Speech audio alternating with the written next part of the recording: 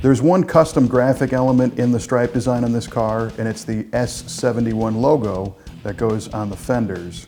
And we had a local sign shop cut those out for us using a plotter. We designed them, they went ahead and cut them out, and they made them in a couple different sizes so that we'd get them to match the way we wanted to. And once the stripes were laid out, Nathan peeled those off and stuck them on and trimmed them out so that we'd have that nice crisp S71 logo buried in the stripe. And that's a neat trick. You can work with sign shops and print shops to do all kinds of little graphics and logos, and you can stack them and do different layers and make 3D effects and all kinds of little things. And it's a lot easier and cleaner than trying to cut those out by hand. So once the whole car was taped off, it was time for another wipe down and another tack cloth lap to make sure there was no overspray dust or anything left over from the clear or the handprints or any grease or anything like that. And Nathan whipped up the last batch of DuPont Hot Hues Warp Speed Blue. And this is it's a great color. It's got a ton of metallic in it. It's very similar to the original Oldsmobile Viking Blue, so some people don't think we even changed the color very much, but it lays down, believe it or not, it actually lays down kind of thin. It takes quite a bit of paint to cover, things that are not the same color underneath. And I think that's largely because there's so much metallic in the paint. But after several coats, our Cutlass was really standing tall. The blue just looks outstanding.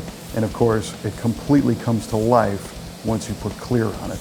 Nathan buried this car in several coats of clear, and he paid special attention to the stripe areas once again, because when this car's finished, we want those stripes to be nice and flat. We don't want to run our hand down the side of the car and feel them, to catch your fingernail on a stripe edge or anything like that.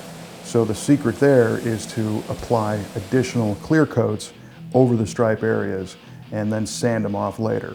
And it's kind of interesting because when you spray the clear on there, you can really see in the reflection how thick the stripe paint is. And in this case, it's an inverse. It actually kind of sinks in because we painted the blue over the white. But after this is sanded out, that'll all go away. Now I've learned that painting cars is pretty exciting, so the time seems to fly by. But don't be surprised if you hire a shop to do an intricate paint job like this with stripes in different colors, that they're going to show you a lot of hours. Because I think all told, this was definitely a long overnighter, and I think Nathan put in probably a 20-hour day when it was all said and done, from prepping the booth and getting it all clean to masking, painting, and all the rest of it. By the time the car came out, we were well into the next day. Didn't seem like it for us, but in reality, it does take a lot of time. The clear laid out really nice on this car, and for many people, it would have been done. I mean, it had a small level of orange peel, like a factory-style paint job has now, and outside of the stripe, differences in the thickness, it could have been ready to rock, but we wanted this car to be mirror flat, glass smooth, and to be super, super shiny. So the next steps were wet sanding all the clear spots and knocking down all that orange peel to make sure that this thing was mirror dead glass flat.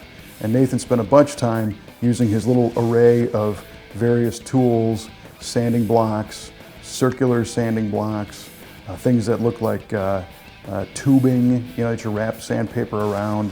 And that's all to get the various levels of 3M sandpaper to contour to all the various curves on this car. Because this car really doesn't have a flat panel on it. It's got curves from front to back.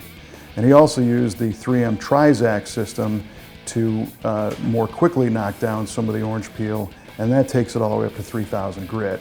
So after the wet sand process, Nathan goes through a buffing process with various layers of wool pads and various compounds and a foam pad and a polish to make the thing look like it's dripping wet, and super, super reflective and very crisp and very, very shiny. And out in the sunlight, you have to wear sunglasses. I mean, this car just knocks you over with how vibrant the color is. We've got a lot more pictures of this car showing the paint process on our website at v8tvshow.com. If you want more detail, go ahead and check that out.